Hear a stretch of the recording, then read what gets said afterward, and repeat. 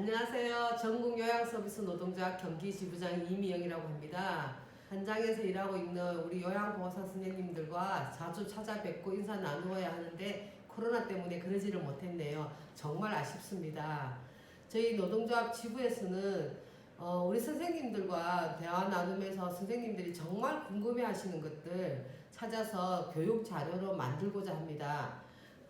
경기도 노동권익센터에서 예산을 지원해 주셨고요. 이렇게 만들어진 영상은 요양보호사 선생님들이 현장에서 궁금해 하시는 것에 대한 답이 될 거라고 믿습니다. 저희 노동조합의 교육 내용 보시고 더 궁금한 것이 있으면 저희 노동조합에 꼭 전화 주세요. 감사합니다. 오늘은 무거운 마음으로 앞서지만 그래도 반드시 알아야 대처하는 데 도움이 될 것 같아서 찾아뵈었습니다.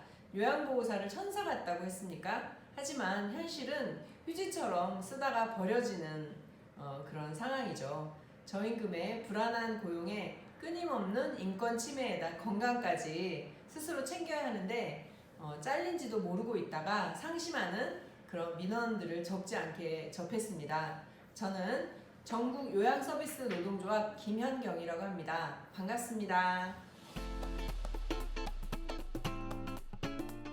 코로나19의 대면 접촉 불안으로 방문 요양보호사들은 이중의 고통이 가중되고 있습니다. 사실 불안하기로 치면 요양보호사들도 마찬가지인데 말입니다. 자가격리조차 개인 연차를 사용하라고 하는 경우도 있고요. 기본적으로 마스크조차 개인 돈으로 사야 하고 병원에 입원하거나 요양원에 입소하거나 돌아가시는 등 보호자나 수급자의 의사에 따라서 마음만 바뀌면 언제든지 일이 잘리게 되고 이걸 바로 사직 처리하는 그런 문제가 있습니다. 방문 요양뿐만 아닙니다. 대부분 1년짜리 재계약 날짜가 다가오면 내년에 일을 할 수 있을지에 대해서 고용 불안 속에서 도움을 제공하고 있는 형편입니다. 해고도 종류가 있습니다. 첫 번째 통상해고, 일반해고라고 부르고 있습니다. 쉽게 말하자면 사용자는 근로자가 근로계약상 근로제공 의무를 이행하지 못함을 이유로 근로자를 해고하는 것입니다. 근로자는 왜 근로계약상 근로제공 의무를 이행하지 못했을까요? 근로자는 부상이나 질병 등 건강상의 이유로 인해 업무 능력이나 성과 불량이 났을 것입니다. 근로제공 의무를 이행하지 못한 것에 대하여 근로자를 해고하였을 것입니다. 통상 해고를 할 경우에는 근로자에게 징계 절차 및 소명의 기회를 주는 그런 절차를 거칠 필요는 없습니다. 일반적으로 통상 해고는 실업급여를 받을 수 없습니다. 두 번째, 징계 해고는 직원이 매우 악의적으로 규율이나 규칙을 위반했을 때 징계로 할 수 있는 해고를 뜻합니다. 징계 해고를 하기 위해서는 고용계약이나 취업규칙에 징계 처분 사항이 구체적으로 명시되어 있어야 하고 처분의 이유를 밝힌 후 본인에게 변론의 기회를 주는 것이 필요합니다. 징계 해고를 당하게 되면 경제적, 금전적인 손해가 문제가 아니라 징계를 받고 해고되었다고 하는 불명예스러운 경력을 수반하기 때문에 징계 처분 중 가장 강력한 수단이 되기도 합니다. 만약 징계위원회에서 징계 처분이 불합리하다고 생각될 경우에 부당해고를 다투어서 징계를 무효화할 수 있기 때문에 너무 걱정하지 않으셔도 됩니다. 징계 해고 역시 실업급여를 받을 수 없습니다. 세 번째, 정리해고입니다.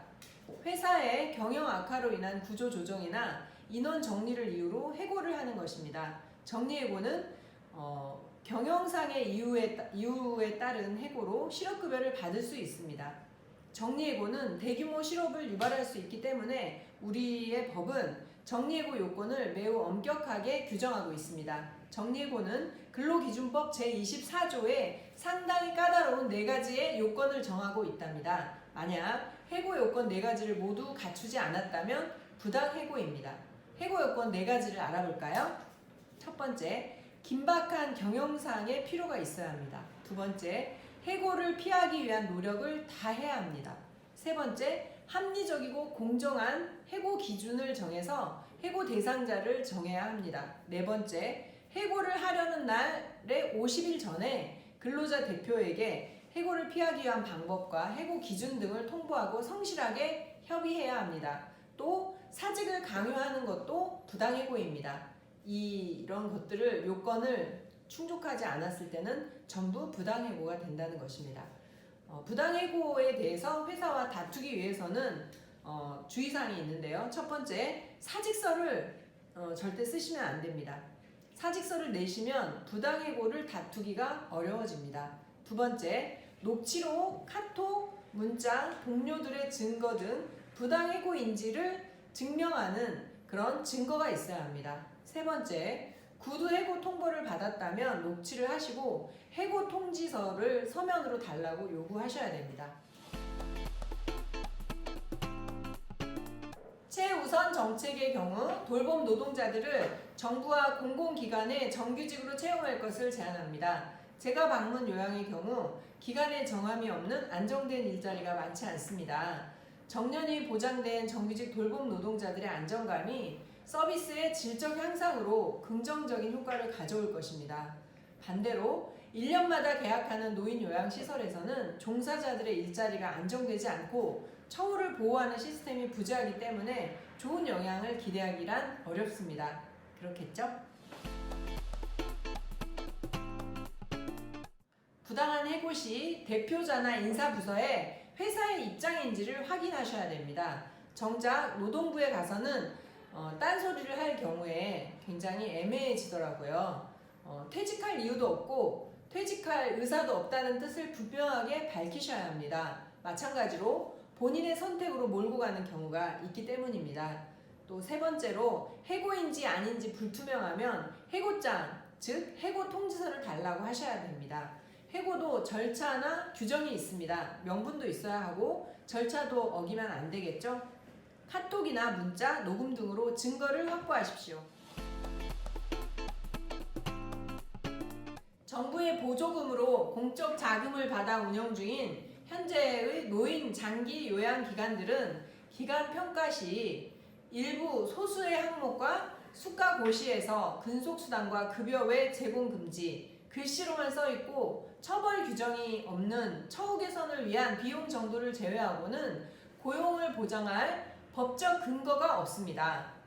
정신적, 신체적 도움이 필요하여 만들어진 노인 장기 요양보험 제도가 곧 부러질 수저로 밥을 먹어야 하는 형상으로 밥만 잘 짓고 정작 필요한 것을 놓치는 것처럼 언제까지 일할지도 모르는 고용불안 속에서 양질의 돌봄을 기대할 수는 없습니다.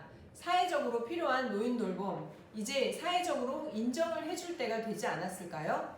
법적으로, 제도로 고용 안정을 보장해 줘야 한다고 생각합니다.